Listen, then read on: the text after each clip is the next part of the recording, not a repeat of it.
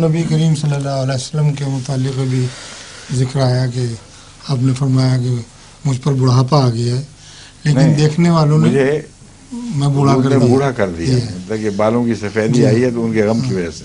لیکن دیکھنے والوں کا اور تاریخ میں ایسا معلوم دیتا ہے کہ جیسے لوگ آپ کو شروع سے جانتے تھے، ظاہری طور پر آپ کے بدن میں کوئی زیادہ تبدیلی نہیں آئی کبھی بھی. لوگ بیان کرتے ہیں تبدیلی آئی ہے.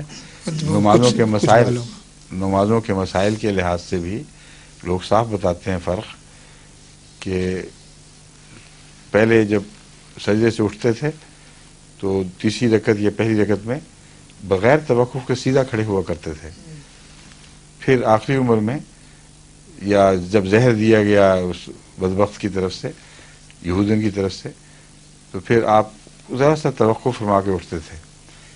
جن فقہا کو یہ توقف والی روایتیں پہنچیں، ان لوگوں کی طرف سے جنہوں نے بڑی عمر میں اسلام قبول کیا، ان دنوں میں دیکھا، انہوں نے مسلک ہی یہ بنا لیا، جیسے کہ امام شافعی کے متعلق غالباً بتایا جاتا ہے، انہی کا ہے نا، کہ وہ ذرا سا ٹھہر کے پھر اٹھتے تھے.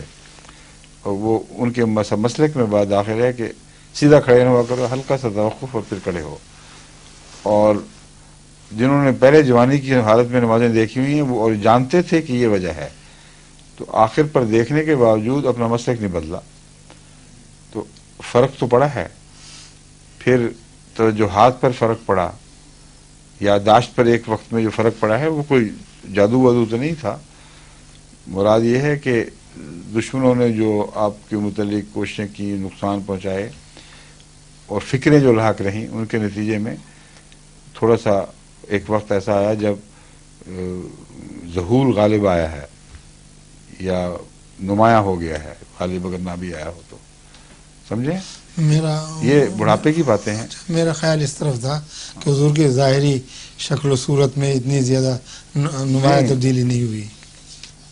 خوبصورتی کے لحاظ سے کوئی تبدیلی نہیں ہوئی، مگر ہر خوبصورتی اپنی عمر کی شان کے مطابق وہی الگ الگ ہوتی ہے. یہ نہیں کہہ سکتے کہ بڑھاپا نہیں آیا. سمجھے نا؟